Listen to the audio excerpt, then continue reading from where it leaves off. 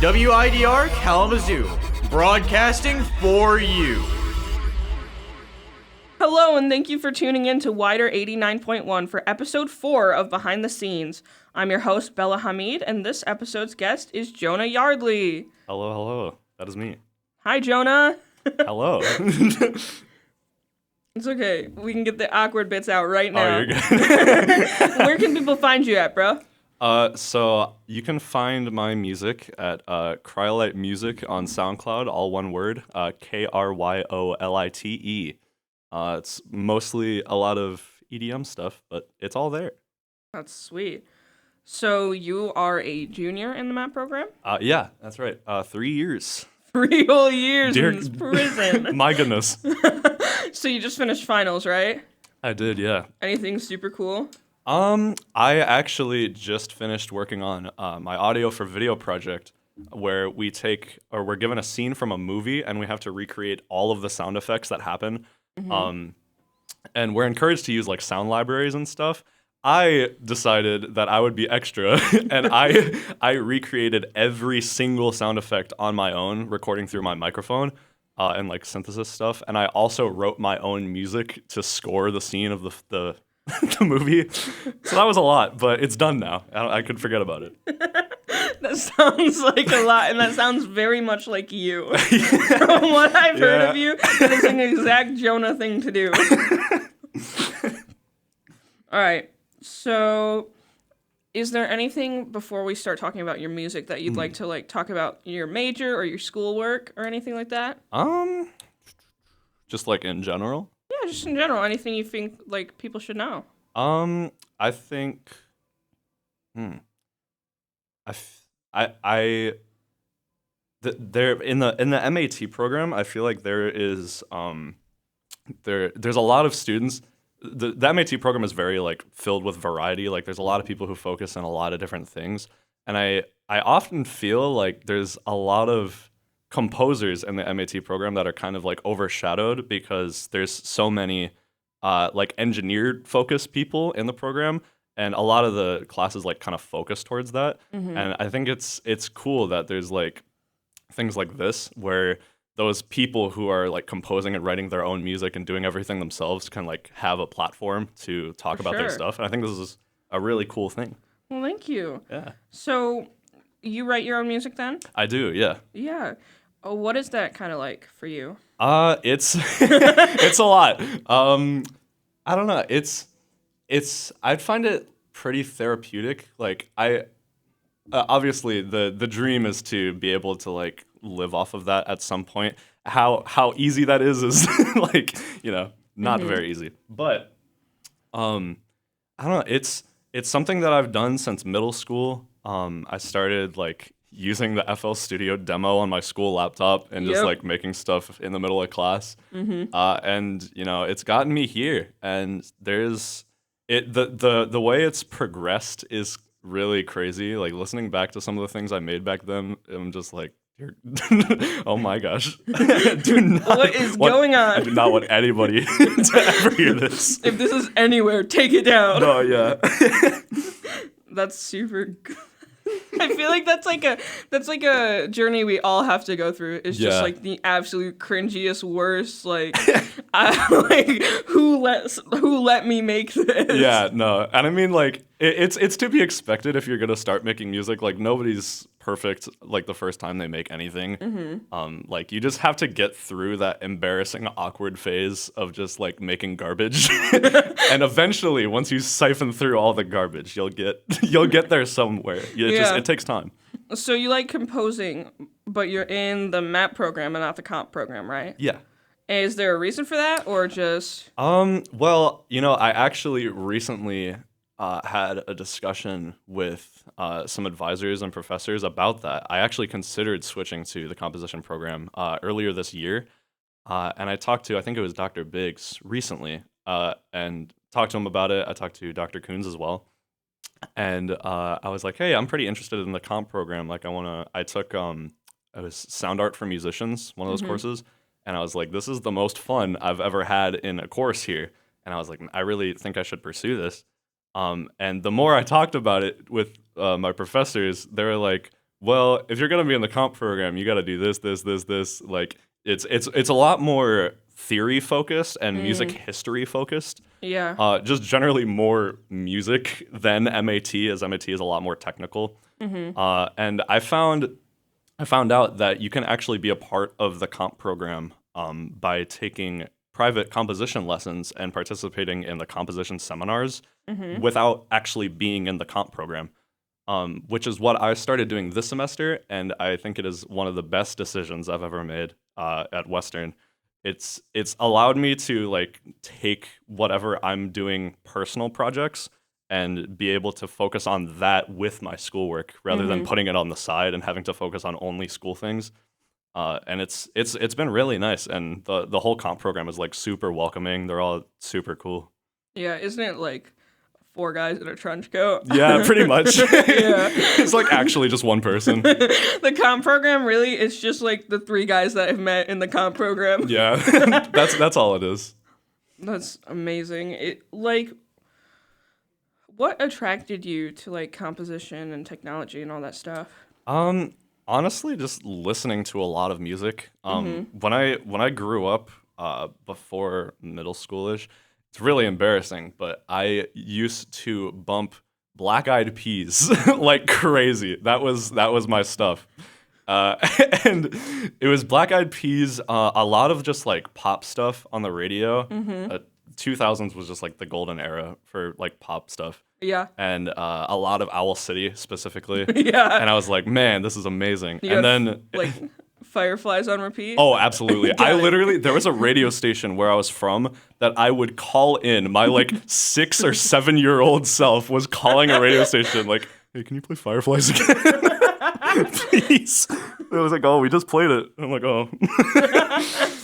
But yeah, so having a variety of music that I've listened to throughout my life has really made me more interested in it. Like back then I was listening to Black Eyed Peas and Owl City, and in middle school I started getting a lot more into like the EDM world, like all sorts of genres like drum and bass, dubstep, house, future bass, like all these things that was just filling my vocabulary of music. And going on, I just listened to more and more different genres. Like now I'm obsessed with pop music again. I've been getting more into metal. I've been getting more into jazz. Just like all these different worlds, and it's made me so interested in music as a concept. And I think because of that, I was like, well, these things are amazing, and I want to be able to make something as amazing as this. So how can I do that? How can I get started? And that was working on the FL Studio demo. On my It's school so laptop. interesting to like see someone who's like super into pop, because a lot of people are just like jazz all the way. Especially here. Like Yeah. it's just a lot of jazz people, which is awesome. And I was never really I still don't consider myself a jazz person. I feel like I haven't earned that title because I don't really know what I'm talking about when it comes to jazz or theory. But it's really cool. I don't know. I found that there's like I found quite a few MAT people, especially like newer ones, that are more and more pop focused, which I think is really cool because I feel like pop is there's a lot of people who like somebody will mention pop music and they're like, oh, it's like all the same garbage and it's like all super commercial and whatever. And I don't know. The more I've listened to it, the more I've discovered that it's truly like a really difficult and specialized art form. Like what I would say to somebody who's like, oh, pop is like whatever, I'm like, you try to make a pop banger that sounds like it could be on the radio. It is a lot harder than you think it is. Yeah. Because you have to have like the catchiest songwriting. You have to have a mix that sounds perfect. Like there can't be anything wrong with the mix. It's crazy. It's a lot like honestly a lot like metal in the way that that's produced and mixed. Where I think metal and pop specifically are like the most perfectly mixed genres, where they're like, it has to sound like this, and if it doesn't, it's bad. Which I think it's like daunting at first, but then it's like, oh yeah, it has to sound like this because we've grown so accustomed to like things sounding a certain way. Like metal sounds like extremely compressed. It's the same with pop. Where the dynamic range is maybe like half a decibel. I don't know. It's really interesting to just look at like those genres, and hear people's opinions on them and like see why they think that and how like just where was I going with this? Like sharing information on these things that people are what's the right word? I don't want to say ignorant, but like not accustomed to. And like showing them like, hey, this is like a really difficult thing, and hey, this is like why this is special. I think it's really cool, and having like more and more like-minded people in the MAP program, like focused on pop music, is making me a lot more hopeful that more people will like grow to respect pop as well as other genres. Like having all these people who do different things together and like exploring and collaborating, I think it's really cool. Yeah, for sure. Yeah, like a lot of people forget, in my opinion, that pop stands for popular. It is, and like, how many popular songs have you written, bruh? Exactly. How many times have you been on the radio this week? And pop always changes too. Like now the whole thing is like everything has trap drums and everything. That's what defines pop. And a lot of like even rap focused stuff can be considered pop now. And like there was the whole thing in like the 2010s, even like late 2000s, where pop started to become EDM, which is crazy to me because I was always like the one loser kid who was always listening to EDM, and everyone was like, oh, it sucks. And then it was pop music, and everyone was like, oh, this is great. Yeah. What are some like techniques you use in like your own like recording process? Ooh, interesting question. Mostly, if it's involving like actual recording with a microphone, as particularly for vocals, I don't really. I don't want this to sound like egotistical or anything, but whenever I'm recording on a microphone, I don't really try too hard. My process is I get whatever idea I have in my head down as soon as possible. I don't really like practice or try to make it sound perfect. I'm just like, this can sound like mid, and I'll just record it. And my process mostly involves like a lot of processing. So I can take recordings that generally aren't like perfect or could be better, and I just try my best to make them sound good in my DAW. And I found that that's helped me get a lot better at mixing in general. Is just like if you can take a sound that isn't perfect or has flaws and you can make it sound good and fit into something and have it blend, I think that's a skill that's really desirable. And I constantly try to just like challenge myself in those ways and make myself better because of it. For sure. Yeah, I know like John talks a lot about like if it wasn't good in the recording, it's never gonna be good. Yeah, and I'm like, John also doesn't know what a compressor is. I'm just kidding.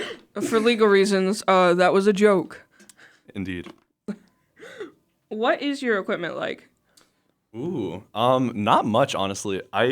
I feel like a lot of musicians that specialize in DAW music pretty much just have like a Scarlett 2i2 and a mic. And that's pretty much all that I have. I have just an interface and a MIDI keyboard, a large diaphragm condenser, and that's pretty much it. I don't really need much. The only thing that I ever actually record with a microphone is my own vocals. So I don't really have to worry about like, oh, what mic am I gonna get for this or what? I just use all the same because I process everything so heavily that I don't really think that the mic source matters that much. So I don't really think, and for a lot of people getting into music, I feel like they're all like, oh, well, I need this and this to be good, and I heavily disagree. You can make art with anything nowadays. You can you don't even need a microphone. You can use your phone and record your own voice. And if you process it in the right way, you can make it sound like professional. Like you really don't need a whole lot. I remember when I was like a baby musician, like mixing my own stuff on Still a little baby. a little baby. I think I used this like a demo of like this mixing software. And I would just keep like using the demo over and over again. That's what it was for me. Yeah. I was just like, yep. I would have my bass amp and I would stick right next to it a microphone.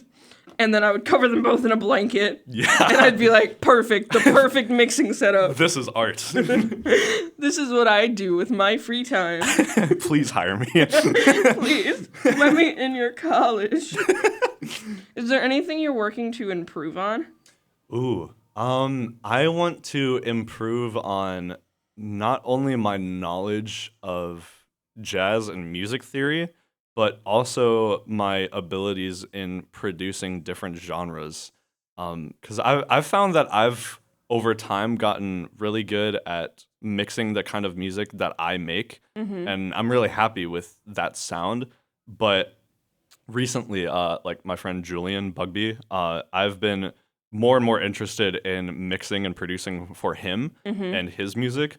And Julian's music, although it's similar, is very different the more you dive into it. Yeah.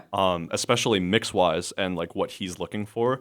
And I found that trying to mix other people's music is really interesting because I have a way that I like to do things, but that most of the time is not what that person is wanting. Yeah. Or they're like, oh, this is like, there's like so much compression or whatever. Yeah. And it's really interesting to try and figure that out and try and find like mix techniques that other people desire. And I really want to like try and get more into producing and mixing for other people, but just to like broaden that range. My goal is to just be able to have somebody give me a genre and I'll be like, okay, I can do that. Like I can produce that. Right now, that can't happen. Like I could certainly try, but Yeah, for sure. But yeah, I feel like everyone has like a certain way they want to make something sound because you know that's like what's most pleasing for the ear. Like you might want to make everything sound like EDM or pop, and I want to make everything sound like it was recorded in like a basement somewhere. yeah. But like I feel like learning to work with the people that pay you money to do your job Indeed. is like definitely something like that like is part of the program, but it's also just part of like life experience. Oh yeah. And so it's like super cool that you're like working on that. Yeah. Is there anyone you'd love to work with? Ooh, so many. Are we talking just like in this area or just in general? Anywhere. Ooh, You can have a list. it's gonna be a long list. That's fine.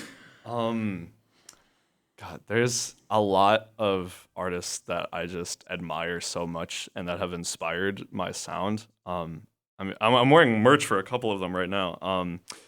Let's see. There's a lot of underground artists that a lot of people may not know.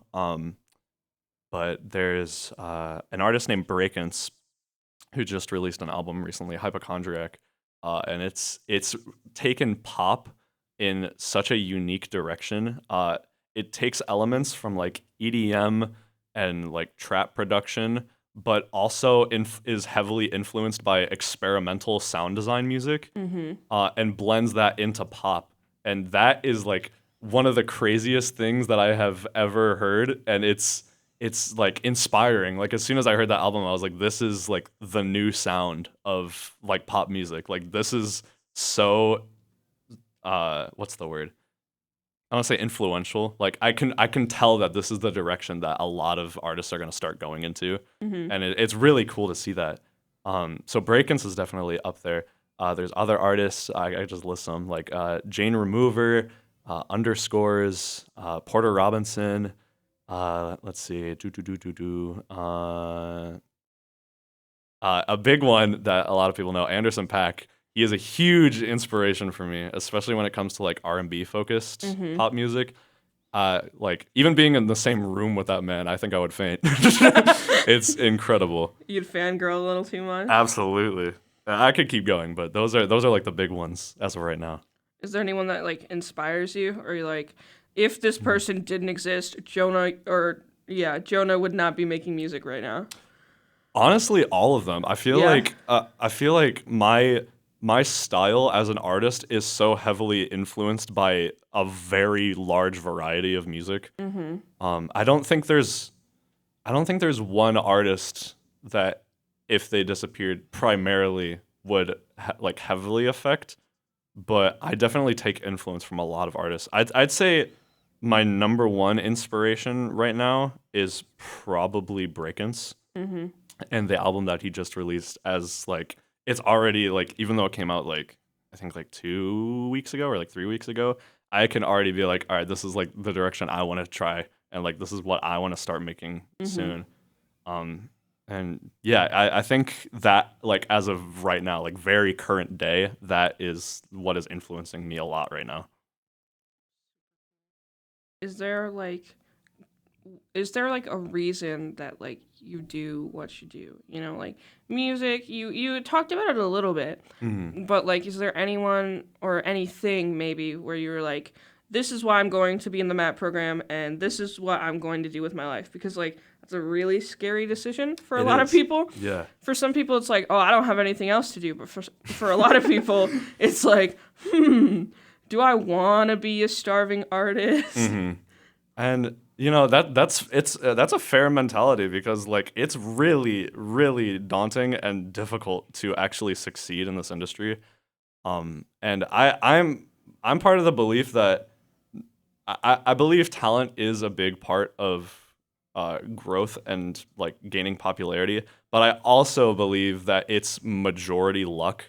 And I feel like you have to have a healthy blend of both. Like you have to be very talented and also very, very lucky to like be able to get big. But going back on your actual question, I've found through making my own music throughout middle school and high school and just expanding my knowledge on music, I found that there's no other thing in life that I like that I want to dedicate my life to other than music. And I've like throughout school there was no topics that really interested me. The only ones that I really liked were like video projects and digital art, like graphic design stuff. Yeah. I feel you. I almost actually majored in film here, or like tried to audition for film. But then I found out about the MIT program, and I was like, well, this is like exactly what I do, just like a little bit more engineering focused, which is an aspect of music that I'm not familiar with. So I was like, oh, this is a good opportunity to learn that. But yeah, I don't know. Music is more important to me than really anything in life, and I found that it's something that I want to explore more because people will never truly figure out like why music is like so impactful to us. It just is. It's and no other source can affect us emotionally and physically in the way that music can. And I think it's a form of magic that a lot of people don't really consider. Like we're just so grown accustomed to music, but it's such a magical thing. And I like to be able to create that kind of magic is really cool to me. And I want to just focus all of my time towards that. Even if I don't end up successful, I'm still happy that I'm doing something that could at least impact like one person, if not just myself.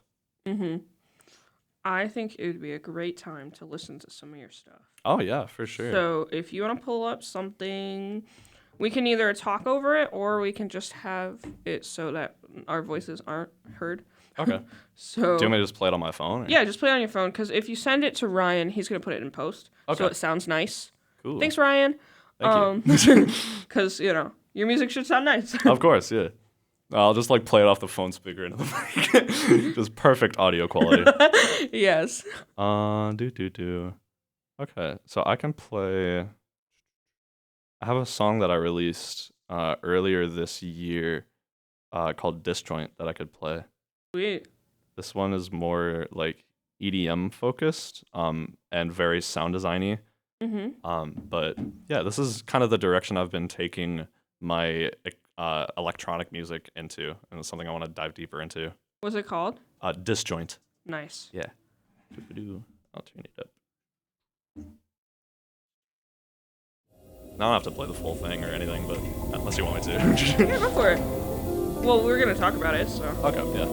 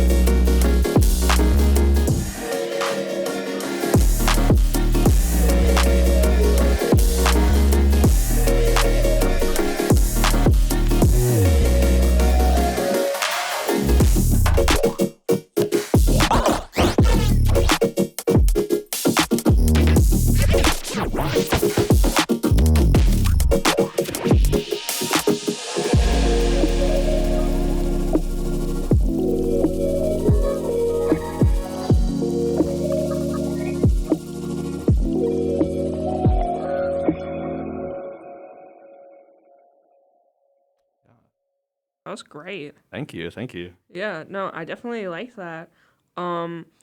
I definitely feel like the EDM pop mix, like they had like a little best friend Yeah. moment right there. Absolutely. Yeah, that one in particular is, as you can tell, very like experimental music influenced. Just like a lot of crazy stuff happening at random times, seemingly.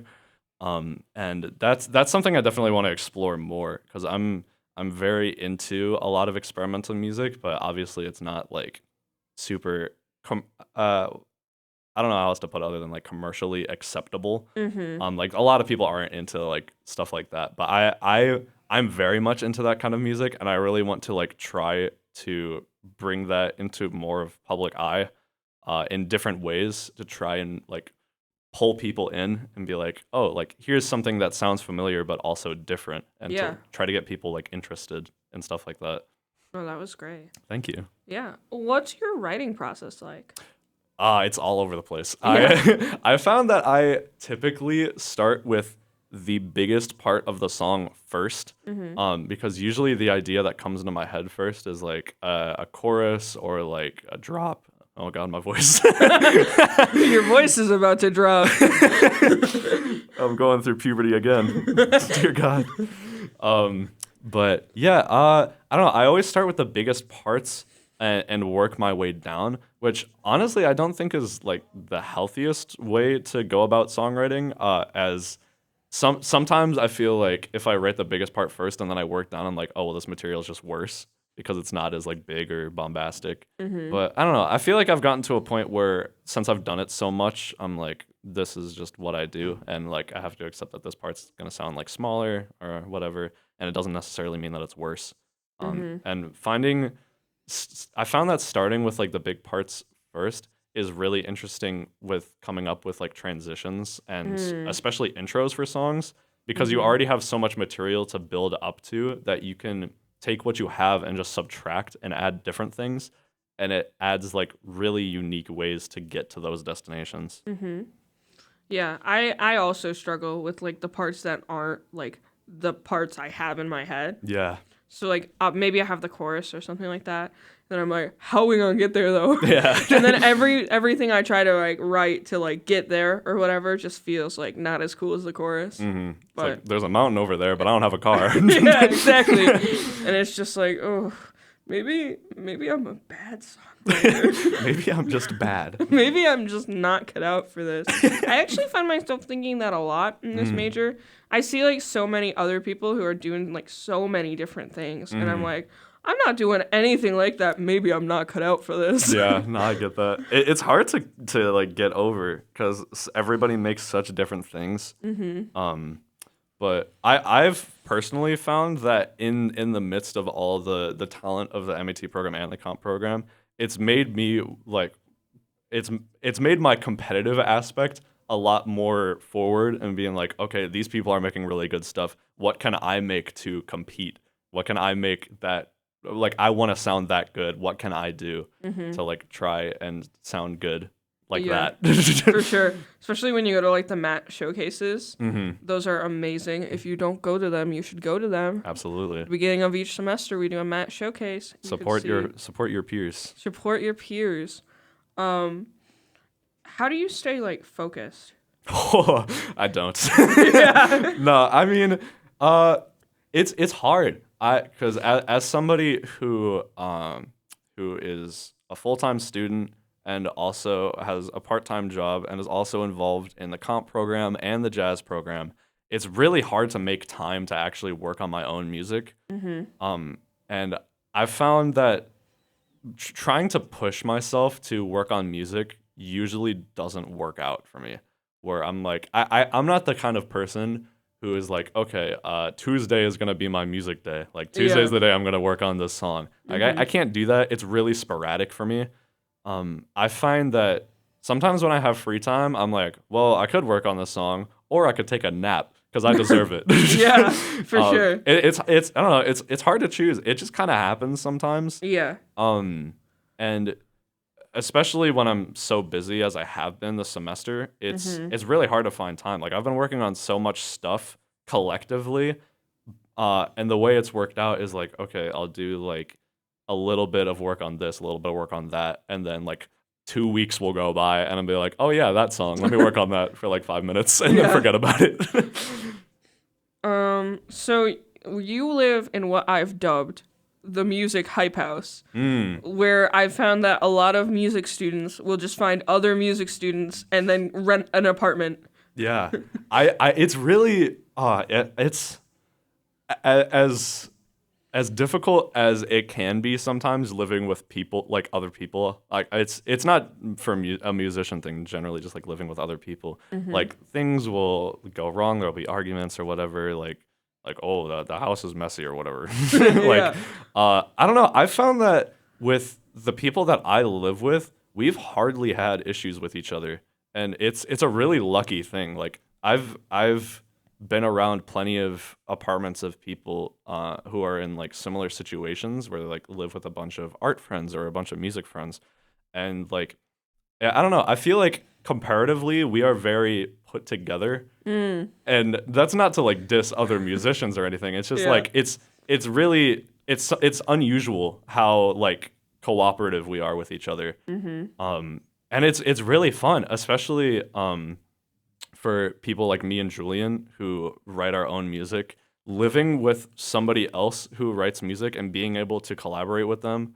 Like I've all the music that I've been working on all year, I think I've had Julian feature on like every single one.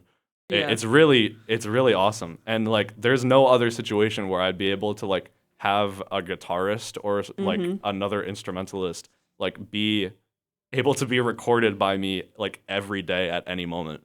Yeah. It's like it's one of the luckiest positions I think I've ever been in, and it's really awesome.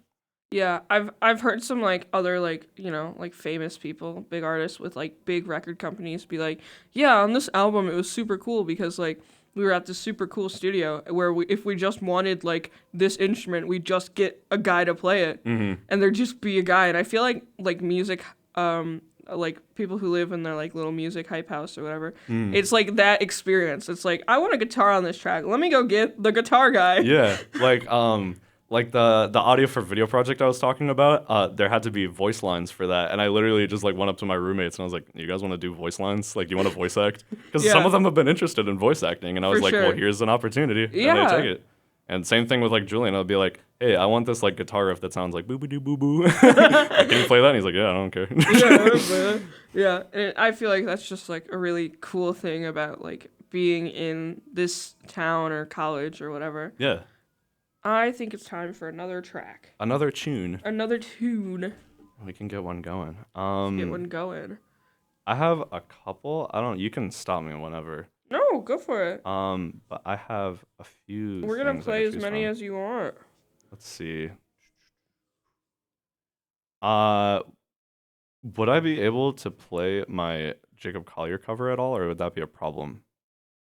Hey Ryan, there's a project where the sole purpose is to make it sound like a copyrighted piece of music. Are we allowed to play that or not? I feel like that might be a problem. 'Cause he made the cover, but it sounds exactly like the real one. Okay, is this the full cover you made by yourself, or is it the one where it's spliced up? This is the full thing that I Okay. did by myself. Yeah, we'll play that one. So 'Cause it won't play it's the rad. actual song. Yeah, no, it's rad. It sounds exactly like the actual song, but like that's kind of the the purpose. All right. All right, hold it to the mic, probably. Okay. Let me Google Drive moment. Yoch. Yoch. So true, bestie. Having a Google Drive moment. Wi-Fi moment too. God. Oh my goodness, yeah, the Wi-Fi's been shitty all morning. Damn. She's taking her time. There we go.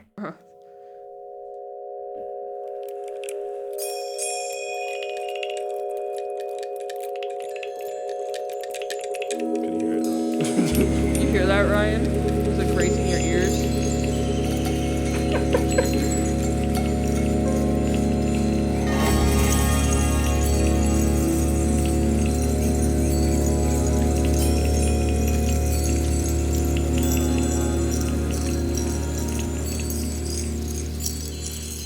Good stuff, isn't it?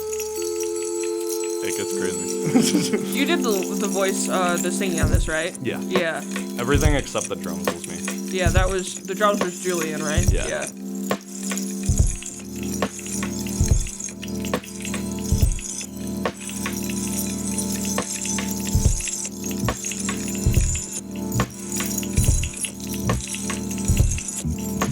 And then, did you record this at your house, or did you use the school stuff? I recorded everything. I recorded the drums at Corman Studio, and then I did my lead vocals at Corman. Everything else was home, like all the instruments, production, and vocal harmonies were at home. Every time you are near, just like me, they long to be close to you. Why do stars come falling from the sky?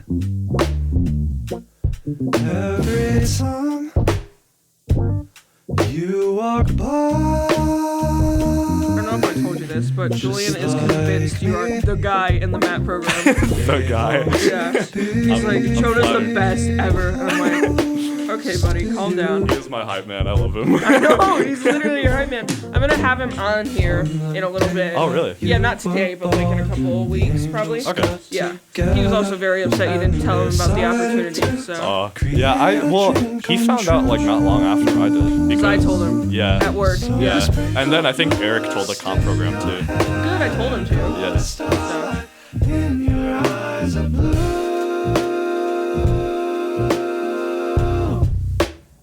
That is why all the boys in town follow you all around. Yeah, just like me. Were you a choir guy? Oh yeah. Oh yeah. You look like it. 7 or 8 years, I think I was in choir. Ouch. Yeah. Did you do choir in college? Yeah, I was in Amphion for 1 semester, or for 2 semesters, and then I joined GC2. I'm still in GC2. Got it. How many GCs are there? 3? There's just 2. There's Just 2? 2 and Gold Company. Got it. Yeah.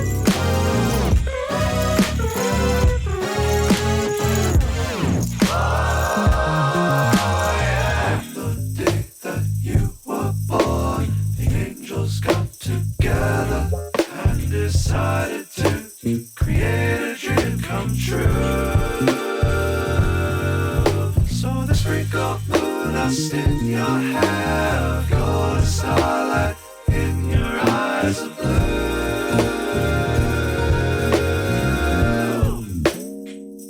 the open wires we have. Just busting Oh, yeah. out the boys in town. So character. So I much feel like character. the WIDR studio is just the epitome of basement show. I like it. It's a good energy. It's great energy. I'm a The fan. lights, dude. Yeah, I don't even know if these lights work. I've never seen them plugged in. Who knows? No one knows. I know Ryan was talking about getting this place all like moody and like posters and stuff. Yeah, you're still working on it? That'd be cool. Yeah? For sure. Got it. If you need me to bring in some artwork, I have some. We should send an email out to the College of Arts. Be like, we have? Oh, cool.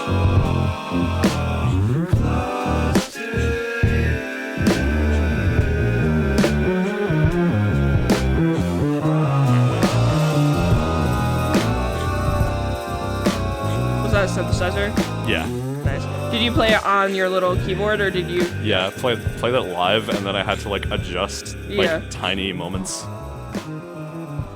Humans, am I right? Mhm. If only they could be perfectly in time. So true, bestie.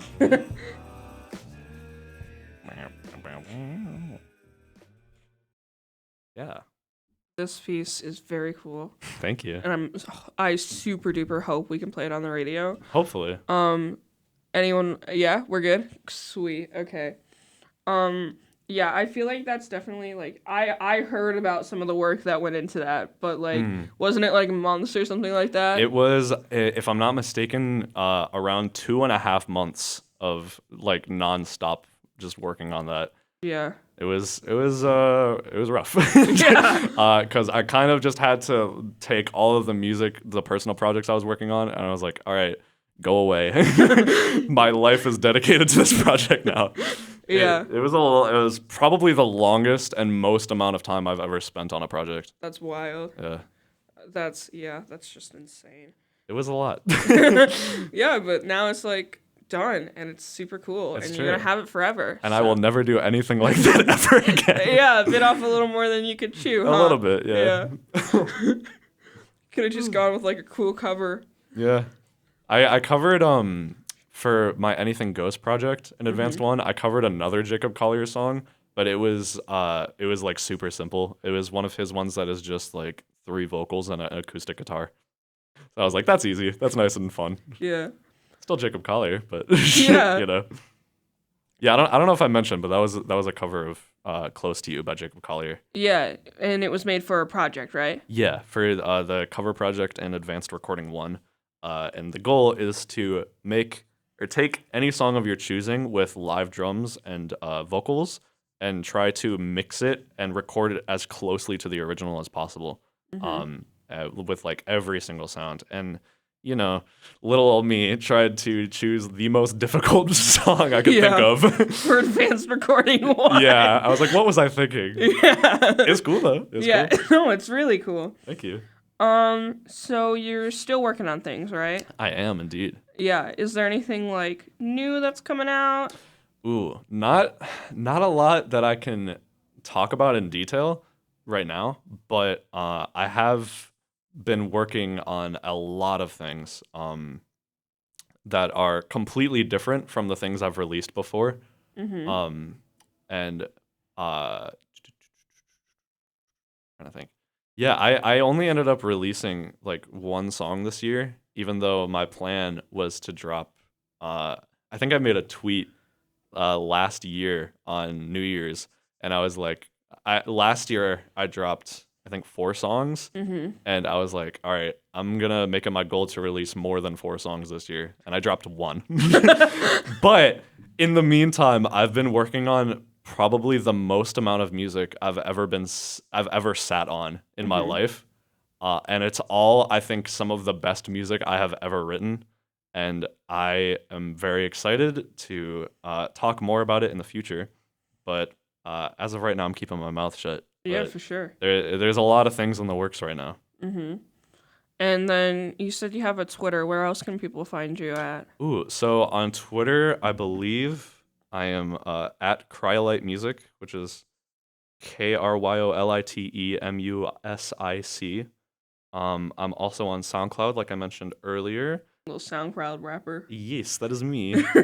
I also have a YouTube channel that I kind of forgot about, but it is also Kryolite Music. Nice.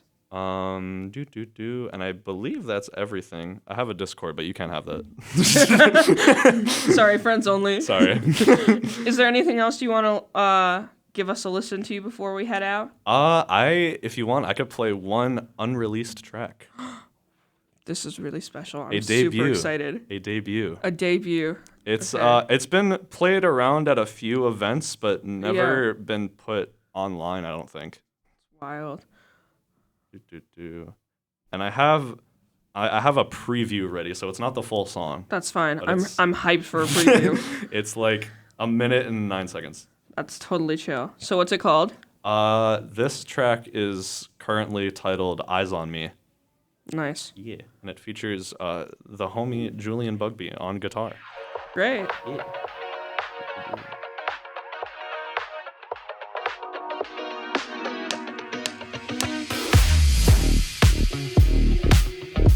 You know I see you from afar.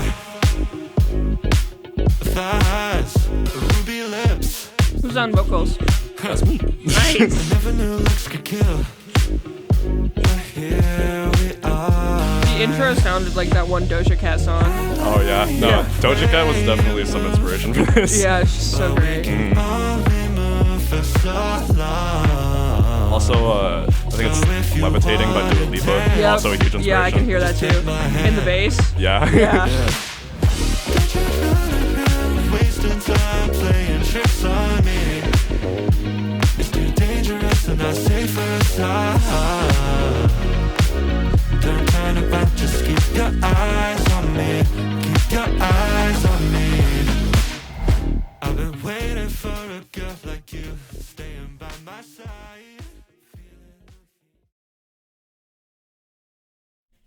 And that's all you get. That was great, man. Thank you. Yeah, no, I'm super hyped for that. Yeah. You'll have to let me know when it comes out so I can Yeah. listen to the whole thing. I would say probably within the next couple months it'll be out. Nice.